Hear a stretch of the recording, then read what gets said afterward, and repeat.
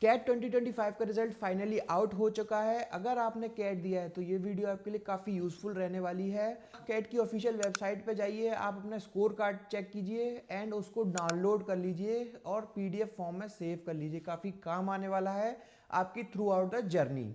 अब सबसे इंपॉर्टेंट बात, अगर आपका परसेंटाइल आपके अकॉर्डिंग आया है देन कॉन्ग्रेचुलेशंस टू यू। अगर परसेंटाइल आपकी एक्सपेक्टेशन से थोड़ा लो रह गया है तो बिल्कुल भी पैनिक मत कीजिए, बिल्कुल भी घबराने वाली बात नहीं है। कैट सिर्फ एग्जाम है, करियर का एंड नहीं। इंडिया में बहुत सारे ऐसे एमबीए पीजीडीएम कॉलेजेस हैं जो आपको कैट के बेसिस पे नहीं, आपकी ओवरऑल प्रोफाइल पे एडमिशन देंगे, जहां से आप एमबीए परस्यू करने के बाद एक अच्छी जॉब अपॉर्चुनिटी ग्रैब कर सकते हैं, एक डिसेंट जॉब अपनी स्टार्ट कर सकते हैं। मैं आपको ये बताता हूँ आपको करना क्या चाहिए और क्या नहीं करना चाहिए, यानी कि डूज एंड डोंट्स। सबसे पहले आपको ये बताता हूँ आपको क्या नहीं करना चाहिए। आप सभी लोगों के पास काफ़ी रैंडम कॉल्स आ रही होंगी ऑन डेली बेसिस, जिसमें आपके पास कॉलेजेस कॉल कर रहे होंगे, कंसल्टेंट कॉल कर रहे होंगे, काउंसलर्स कॉल कर रहे होंगे, कोचिंग सेंटर्स कॉल कर रहे होंगे और एनपीओ यानी कि नॉन प्रॉफिटिंग ऑर्गेनाइजेशंस बन के भी बहुत सारे लोग कॉल कर रहे होंगे। अब आपको इन कॉल्स को अवॉइड करना है, क्योंकि देखिए सबका अपना अपना इंटरेस्ट है, बिना इंटरेस्ट के आपको कोई भी कॉल नहीं करेगा।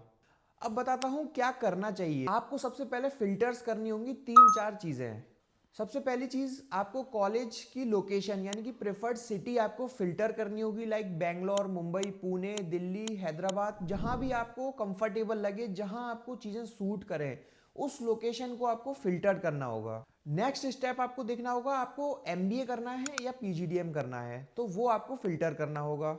उसके बाद आपको देखना होगा फीस स्ट्रक्चर, यानी कि कॉलेज का क्या फीस स्ट्रक्चर है। आपको देखना होगा आप कितने तक अफोर्ड कर सकते हो, क्योंकि इसमें हॉस्टल के भी चार्जेस होंगे, तो वो भी आपको इंक्लूड करके पूरा ओवरऑल चेक करना है। अब आपको ये देखना होगा जो आपने फिल्टर्स लगाए हैं उनको फिल्टर करने के बाद कौन कौन से कॉलेजेस या यूनिवर्सिटीज रह गई जो आपको एमबीए और पीजीडीएम प्रोग्राम ऑफर कर रहे हैं। अब आपको जरूरत पड़ेगी एक ट्रस्टेड और जेन्युइन कंसल्टेंट की, जो आपको गाइड कर सके, पर्टिकुलर लोकेशन के कॉलेजेस आपको बता सके, आपको फॉर्म में डिस्काउंटेड कूपन कोड दे सके, आपको वहाँ के दो तीन कॉलेजेस के बीच में कंपैरिजन करा सके और आपको गाइड कर सके। कोई भी आपको एक ट्रस्टेड कंसल्टेंट आपको चूज करना होगा। अब देखिए ये कंसल्टेंट आपको गूगल पे मिल जाएंगे, आपको यूट्यूब पे बहुत सारे कंसल्टेंट मिल जाएंगे, उन्हीं में से एक मैं भी हूँ। ये कंसल्टेंट आपको अपने हिसाब से चूज करने हैं, आपको कौन सा कंसल्टेंट सूट करेगा, आपको किसकी बातें अच्छी लगती हैं, तो उसके हिसाब से आप चूज कर सकते हैं। अब आपको कहना होगा उन कंसल्टेंट से कि सर या मैम आप मुझे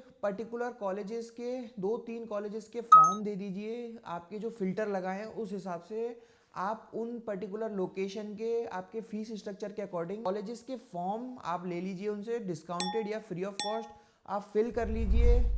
देन आप तीन चार पांच कॉलेजेस में अपना जीडी और पीआई दे दीजिए। सब कॉलेजेस से आप सिलेक्शन लीजिए, मैं तो कहूँगा आप सारे कॉलेजेस में सिलेक्ट होइए, किसी में भी रिजेक्ट ना होइए। देन जरूरत पड़ेगी आपको उन कॉलेज को विजिट करने के लिए। देखिए जब आपके पास सिलेक्शन आ जाए पर्टिकुलर कॉलेजेस से, तो आपको मैं ये कहूँगा आप पर्टिकुलर कॉलेज जाकर विजिट कीजिए, यानी कि आप एक बार आने का प्लान कीजिए। अगर आप बैंगलोर की तरफ देख रहे हैं तो बैंगलोर एक बार जाकर विजिट कीजिए, अगर आप दिल्ली की तरफ देख रहे हैं तो दिल्ली आकर आप बिल्कुल पर्टिकुलर कॉलेजेस में जाकर विजिट कीजिए।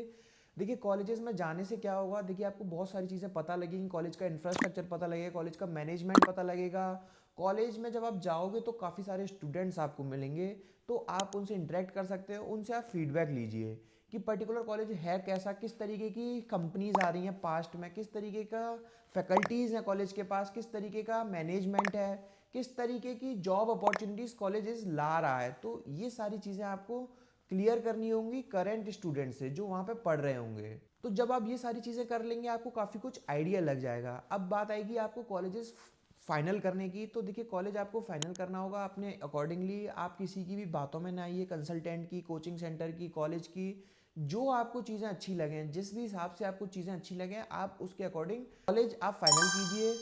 अब बात आएगी कंसल्टेंट की कितनी हेल्प लेनी है। देखिए कंसल्टेंट से आप बात कीजिए स्कॉलरशिप के लिए, कि वो कंसल्टेंट आपको किस तरीके की स्कॉलरशिप करा सकता है, कितनी स्कॉलरशिप करा सकता है। तो यही सिंपल प्रोसेस है, मैंने आपको बता दिया, इसके अलावा और कोई अल्टरनेट नहीं है। दो तीन चीज़ों का जरूर ध्यान दीजिए, एक तो ट्रस्टेड पर्सन के थ्रू आप अपना काम कीजिए, ट्रस्टेड कंसल्टेंट के थ्रू कीजिए। दूसरा, कॉलेज जरूर जाकर विजिट कीजिए, बिना विजिट किए, बिना देखे, बिना स्टूडेंट के बात किए आप कोई भी कॉलेज फाइनल मत कीजिए और कंसल्टेंट या कोचिंग सेंटर की उतनी ही हेल्प लीजिए जितनी ज़रूरत हो। आप कोचिंग सेंटर से या कंसल्टेंट से बोलिए आप हमको फॉर्म फ्री में दे दीजिए या डिस्काउंटेड दे दीजिए, आप हमको कॉलेजेस के बीच में कंपैरिजन बता दीजिए, आप हमको स्कॉलरशिप में हेल्प कीजिए। इसके अलावा आप कोई भी हेल्प मत लीजिए कंसल्टेंट की। देखिए सबका अपना अपना इंटरेस्ट है, सबका अपना अपना फ़ायदा है, तभी आप लोगों को इतना पोक कर रहे हैं, तभी आप लोगों को इतना पिच कर रहे हैं। बट आपको समझना होगा आपका कहाँ फ़ायदा है। आपकी स्क्रीन पे मेरा भी नंबर शो हो रहा है, व्हाट्सअप नंबर है, कॉलिंग नंबर है, मेरा खुद का पर्सनल नंबर है। आप इस पर कभी भी कॉल और व्हाट्सअप करके मेरे साथ कनेक्ट कर सकते हैं, जान सकते हैं।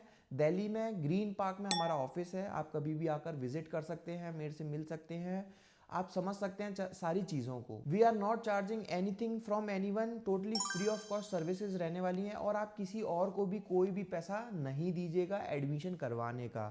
Thank you, thanks a lot.